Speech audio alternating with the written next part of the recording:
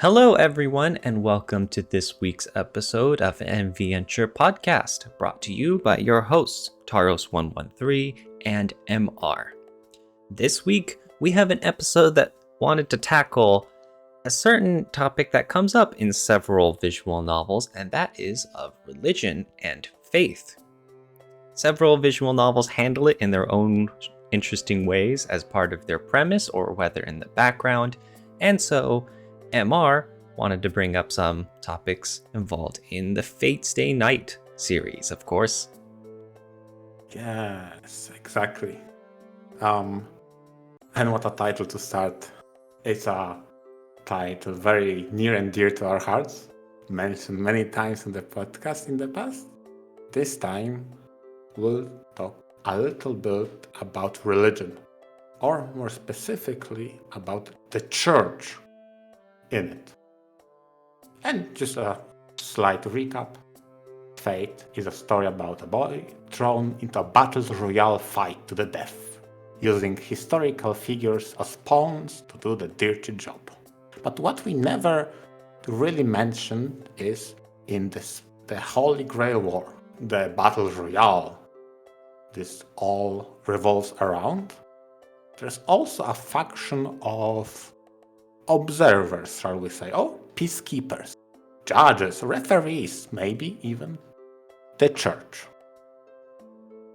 Chief amongst them, for the majority of the time, we see Kotomine Kirei. And it's an organization that keeps to themselves, mostly observe from the distance, and Kirei himself sometimes guides, sometimes lectures, and speaks to Shiro about current events and maybe what transpired or what he should do next.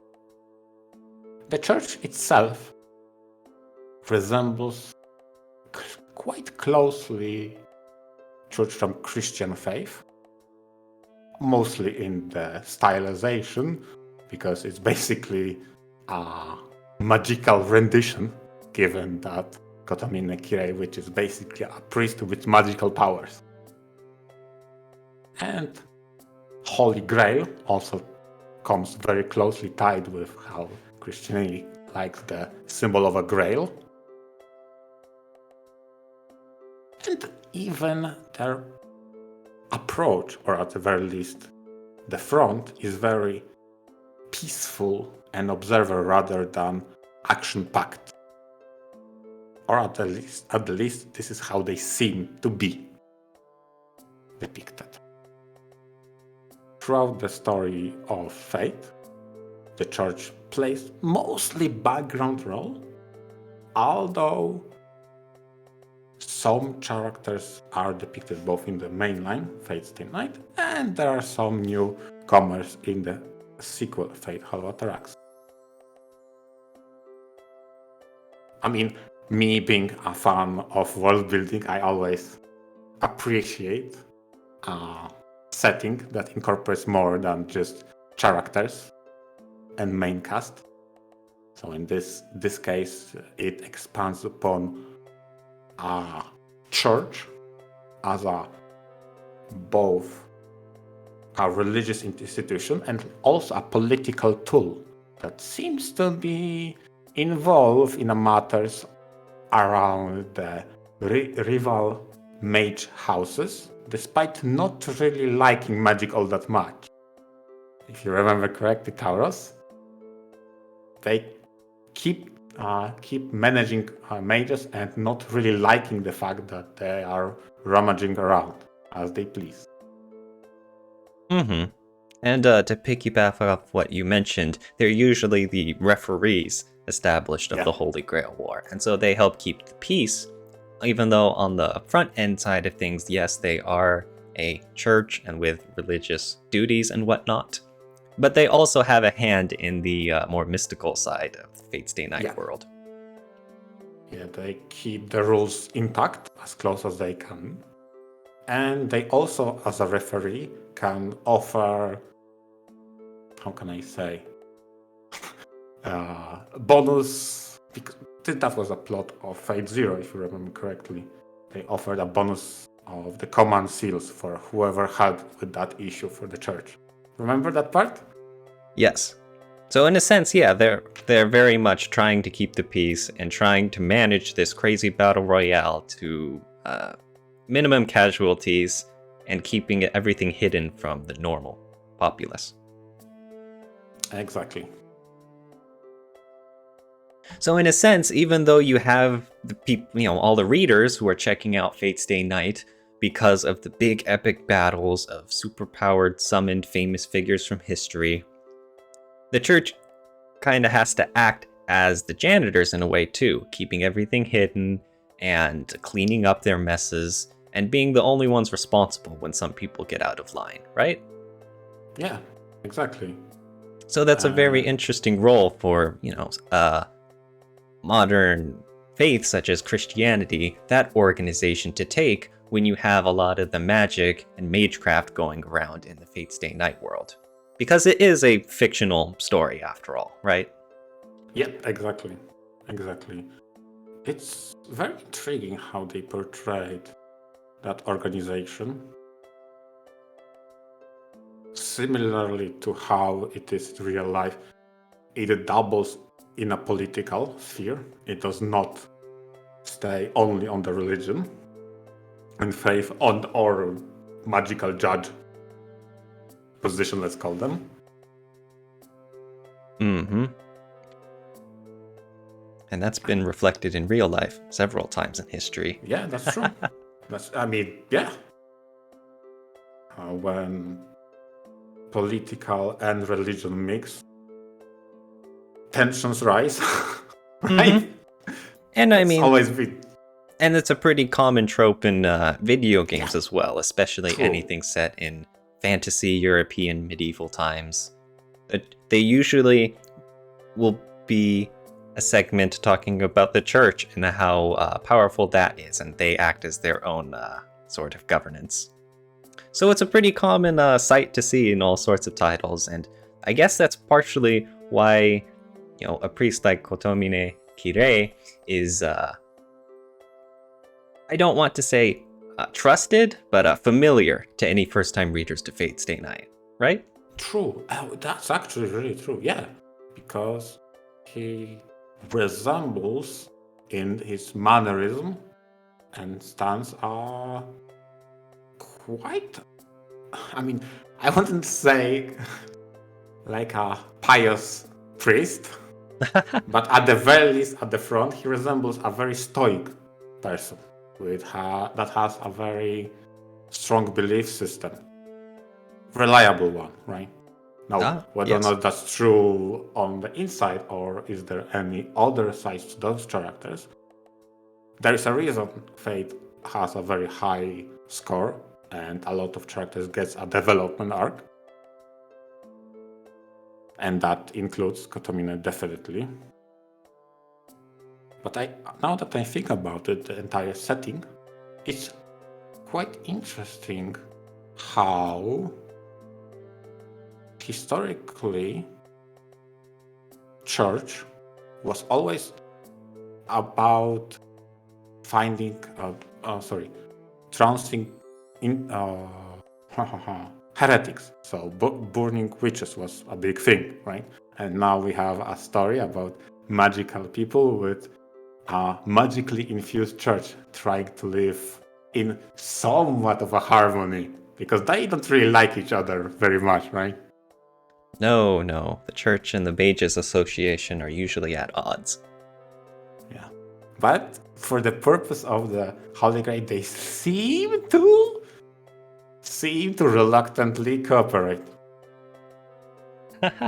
Yes. And once again, even though most readers are going to check out Fate's Day Night for the big battle royale, there's plenty going on under the surface, and the church is a big part of that. Exactly, which is very also intriguing, right? Because throughout history, always when how is the saying goes, power corrupts and absolute power corrupts absolutely. So people in high position, even in such a pious organization as religion and church can wield a lot of influence and use that influence to less than moral deeds. Fate's Day Night knows about that. Oh yeah, definitely. There's all kinds of adhering to the rules and or rule breaking when it suits purpose. Mm-hmm. Okay, And so yeah. you've been mentioning the church as the Christian aspect, but there's more to the whole religion factor in Fate's Day Night and its sequel, Fate Hollow Ataraxia. Yeah. I mean, obviously one of the biggest points is just even the existence of Angra Mainyu, right? Yeah, that's true. I mean, Fate is always a melting pot of folklore, history, all those fictional, mythological people. And it just so happens to be a melting pot of religion as well, with Angra Mainyu being the depiction of a character from Zoroastrianism, an Iranian religion, one of the world's oldest ones. It's so intriguing, now that I think about it, how the church even tolerates the existence of historical figures tied with a different religions and beliefs. Oh boy. I mean, I believe with the whole Fate summoning system is that they pull from the Throne of Heroes. So these are all, characters and figments of human consciousness. Basically, the collective idea of these stories that these people have carved out for themselves or have been told about them in history. So that doesn't necessarily mean that they exist. It's merely that they are a shining figure that people have told their children or their families in stories all throughout the years and generations all throughout human history. So I mean, it doesn't necessarily mean that these people exist, just that these stories about these people and potentially other religions have grown to such lengths, right? Yeah, yes, that's true. I suppose that's one way to think around it. Yeah, it's definitely mind-boggling how to see those characters, both fictional in-universe and real in-universe, interact with each other, right? Yeah. But that's Fate's whole operation, isn't it? Just pulling together all sorts of ridiculous, crazy fights and telling the reader, enjoy. Yeah, and if I remember correctly, and no, I'm no expert on Fate Grand Order, but in that title they pull even more out of those religious figures.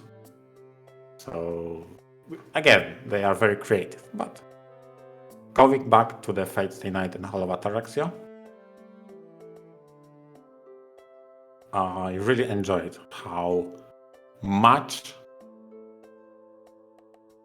of a tension grew always when church get involved, because they kept to themselves, let the mages fight their fights, let them kill each other.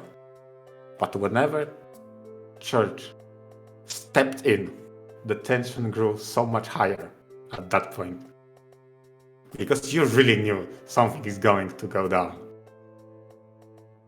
Right, I agree. They were important plot beats and stuff. They felt like just another character as part of the big story. Oh, definitely. Holy hell, yeah. I mean, it also adds to the atmosphere. The very classic organs in the church when they start playing. You feel the faith feel, right, resonating with you. This Iconic is the moment of judgment. There goes Kotomine again. Rejoice, Emiya Shiro. That quote. Oh my! You hear that often. You triggered latent memories of reading Fate. Rejoice. Oh god. Oh dear. Oh Well, my God. I think that will have to be enough of Fate for the time being, though. Yes. Although, like you said, with Fate Grand Order, there is so much more to dig into on that front. But we gotta cut this off at some point. True. Let's continue on. Yes. And so in my case, I wanted to take a different approach to this with Raging Loop. Raging Loop is mostly the story of the main character getting stranded in a rural village. And unfortunately, he has dropped in just in time for a terrible ritualistic werewolf game, where some members of the village have been taken over by evil spirits, killing other villagers overnight. And so every night they're holding town trials to suss out the possible evildoers. And the main character is caught up in all of this. So that's the biggest hook, or the premise, you could say, for Raging Loop. But another huge aspect of it is the small town rural folklore involved. Because the villagers in Raging Loop have their own kind of religion of, mountain gods and their village's protectors and legends that they've passed down in their own little community for generations. And so it's the opposite of something like Fate Stay Night, where it had the organized global religious force, like the church, for example. This is something that's extremely small scale and known only to just, I guess, a couple dozen people at a time, really. And so the main character gets roped into this because it's an essential part of the game. Some people really liked... some visual novel readers really liked going into the history and learning more about this village's past. I didn't quite like it so much. I was going into this VN hoping for some of the werewolf logic aspects and figuring out who the traitors are while trying to stay alive yourself. And on the one hand, I really appreciated that there were the two different sides of the coin. Now, the werewolf game is very much a cold, ruthless, by the numbers trial, I suppose you could say. Whereas the folklore stuff is shrouded in mystery. And so when you combine the two, it's a very nice contrast. But then it's like, I felt like the VN couldn't decide if this was a work of fiction or not. I see. Like in a story, you kind of have to establish early on if it's a very grounded in reality, and then there's these strange things, and you're wondering, how could this happen? Does the magic really exist? Or if it's not, then you got to say early on, this is the kind of story where there could be some supernatural miracles.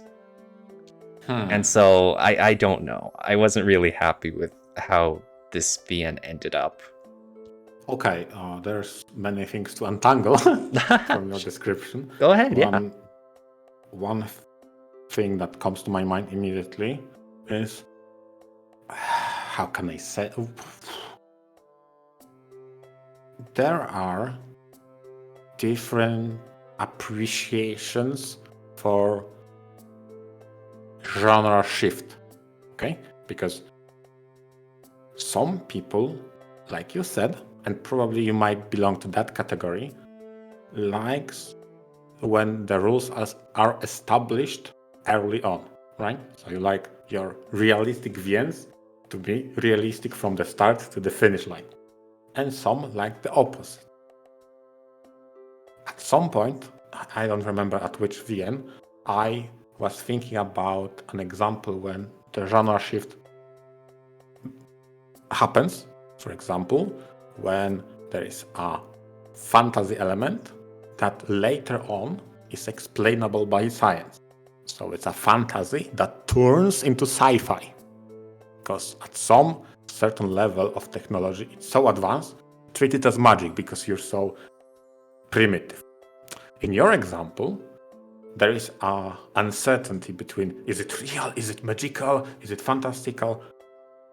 Maybe you didn't like it. Maybe other people like that kind of switch if it's established later on. Of it course. actually was magic. Of course. Yeah, it's hard to say. And it's not exactly that I'm opposed to that right from the get-go. It's more so I didn't really like how Raging Loop handled it. I see. Without going into spoilers, at the very Fair least, enough. there's a ton of info dumping. Oh yeah, At the end. Always. And I get it. and yeah, and absolutely, that's the worst. No, it really is. When it's at the end, it's the absolute worst. It's basically you have a feeling like someone just came up on the spot with all of that to explain all the plot holes. Also, I realized that when it's very possible that many people enjoy the kind of stuff that I dislike, especially when you have something like Mineko. I haven't read it, but I'm very much aware that that's the main driving question throughout the whole thing, is whether or not magic is real. Yeah, I get it. I'm pulling right now an example that could be similar to what you... Oh my god, this name, I'm going to butcher this name. But when it comes to small rural village and local community that is based upon some local deity or religion or just local spirits, let's call them. I remember that I read another title that was very similar in that premise. It was called, and again, I'll butcher the name, okay? Oh dear. Kamikakushi Shoujo nie. Oh boy. I'll send you. Yes, please send me the link. I'll send you the name first and foremost now. I don't have the link on me.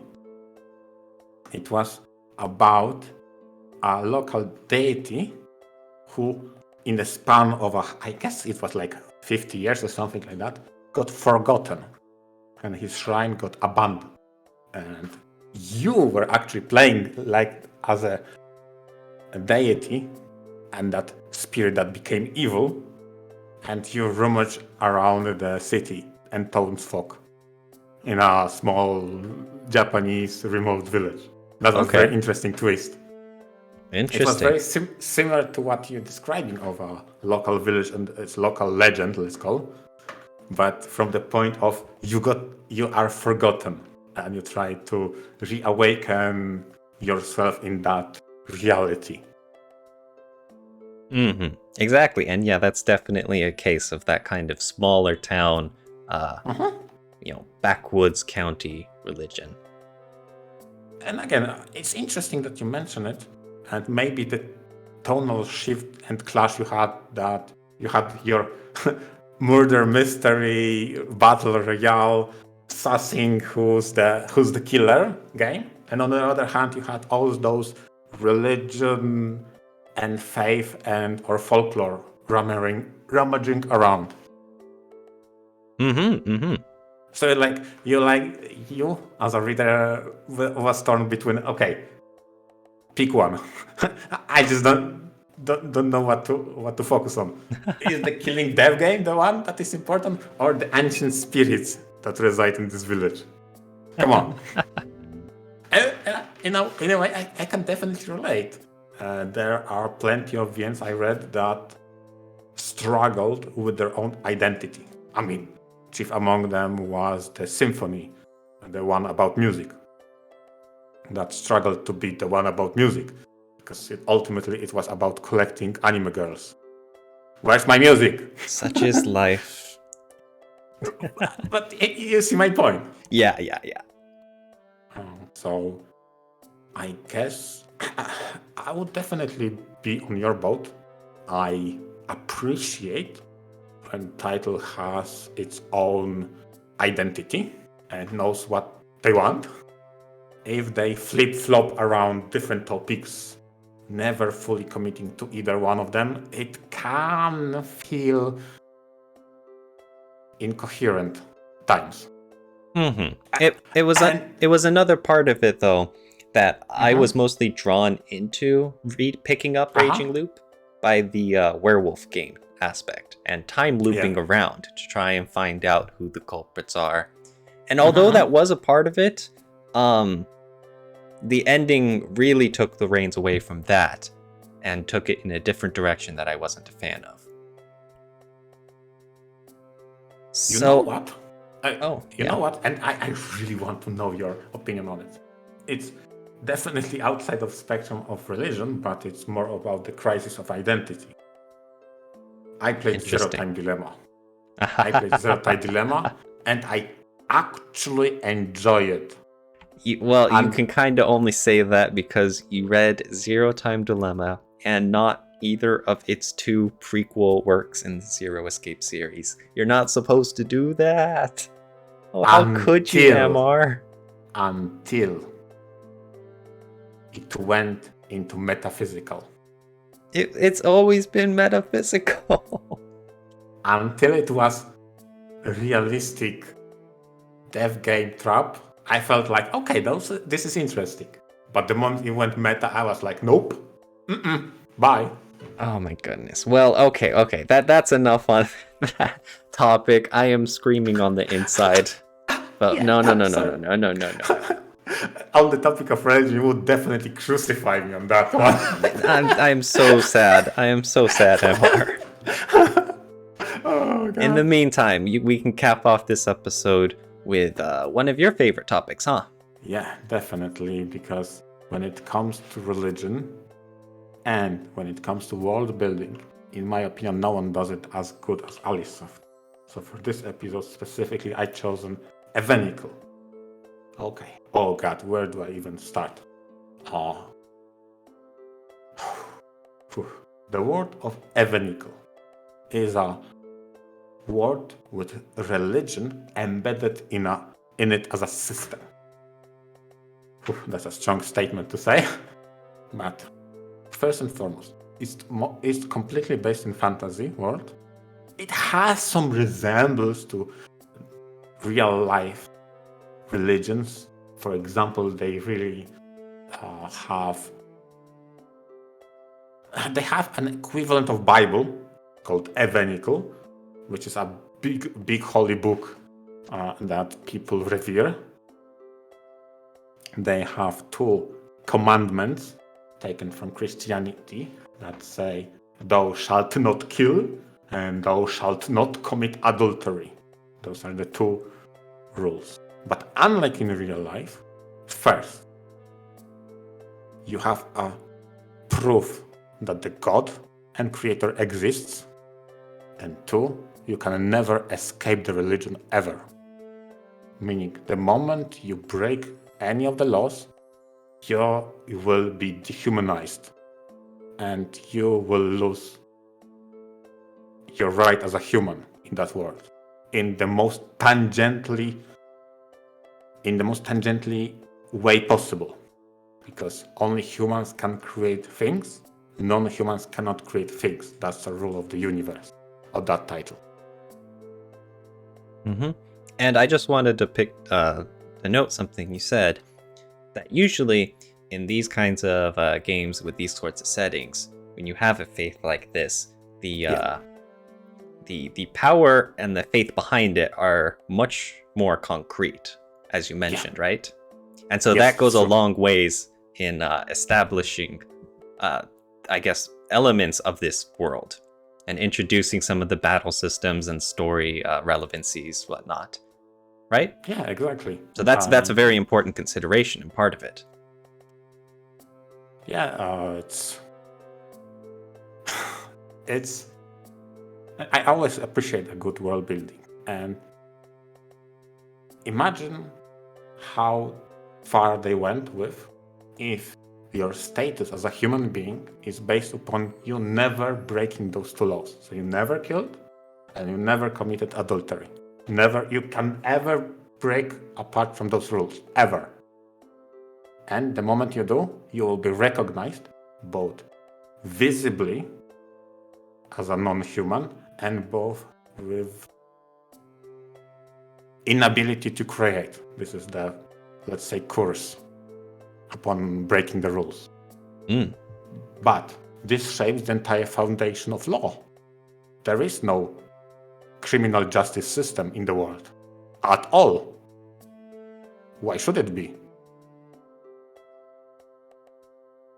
Think about that. That's crazy. Like, there is no judges or anything like that. You cannot break those laws. There is some common law for being a good citizen, okay, But there is no crimes for breaking rules, because the world itself will punish you. How so? Again, by branding you as a non-human, an outlaw. No, but I mean, like, how so does the world brand you an outlaw? Is that more society or literally You a get force a of black nature? ring immediately. A blood ring? Black ring on your hand. Ah, see, okay, that's interesting. You are basically branded at that point. Aha. And ostracized from society because no one wants to associate with you. And I'm assuming this is always, 100% accurate and true, right? Like, there is no such thing. Within a case like this, there is no false accusations. There is no false accusations. Absolutely nothing. And remember what I said. You cannot kill humans. Yes. You cannot kill humans, but you can non-humans. By becoming a non-human, you lose the protection itself.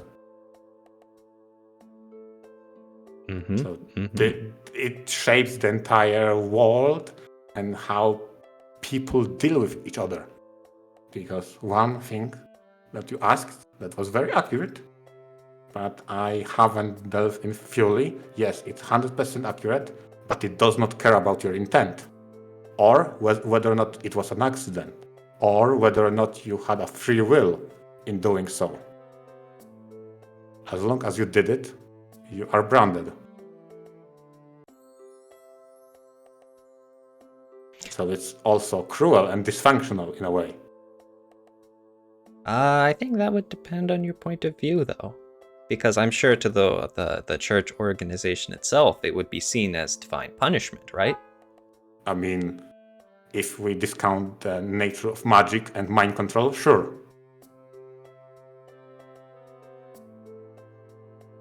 Yep, and there's some things carry across better in fantasy worlds than in trying to definitely. deconstruct and think about real life impacts. And one of which, that's always been an interesting point, depending on how the authors approach it, has always been the idea of a very powerful church in the fictional European magic setting. Yeah, true. But my point was about this depiction is how all-encompassing it's fully seeped into the world itself. Yet, despite that, or maybe in spite of that, your adventures aren't all about religion.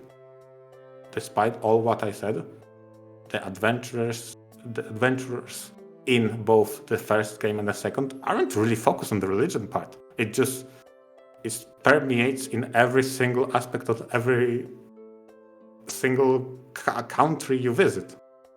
They have their own customs, they accommodate to life on this world, but you solve mysteries in spite of the all-encompassing religion of the world. And that's an effective show of world building, right? Exactly. Yeah, exactly. They use their own fictional religion and they explore interesting approach. For example, what is one of the most common things when it comes to faith and religion is that there is a supreme divine being. And there exists here. And what if it's not really that supreme? What if, in essence, the god is very stupid? Right? What? Yeah. What now? Okay, that's actually a really interesting take. So again, I always appreciate how deep and unconventional Evenicle's approach is. They like to borrow from some other religions. One of the most, and probably the most popular in Japanese media itself, is the Christianity and the 7 deadly sins. Oh my god, how many times did we see that, right? Yep. Very famous, very easy to slap into your story. Exactly, because Japanese like to exaggerate characteristics and aspects, and that's a very easy thing to do with those 7. bullet points, but they actually dipped, for example, in Chinese philosophy and traditional religion about the aspect of a soul divided in Hun and Po. That was very enlightening. I never heard about that. Aha, okay. So like very much spreading their branches into all sorts of different belief systems as well. Yeah, exactly. And tying that into the story in different ways? Yep, exactly. Mm-hmm. I was very intrigued by that. I never ever heard about that approach and how the soul can have many different aspects or types in by the religion of Chinese traditionalists. I was very intrigued, I have to say. And this is one of those examples that made me stop the game. Okay, wait a moment. Let me Google that on Wikipedia. And so for anyone out there who hasn't read F = 2, that'd be a selling point to hook them on it, right? You can learn all sorts of stuff about things you never knew about, right? Yeah, if you like those cultural references, yeah. Heck yeah. Well, you heard them. Go out and buy F = Buy it. Buy it and read it. And please comment how much you liked Evaniku. On that note, then, we will wrap up today's episode with the free sponsorship. And the free sponsorship. Thank you, everybody, for listening. And hopefully, everybody has a nice day. Same. See you all next week.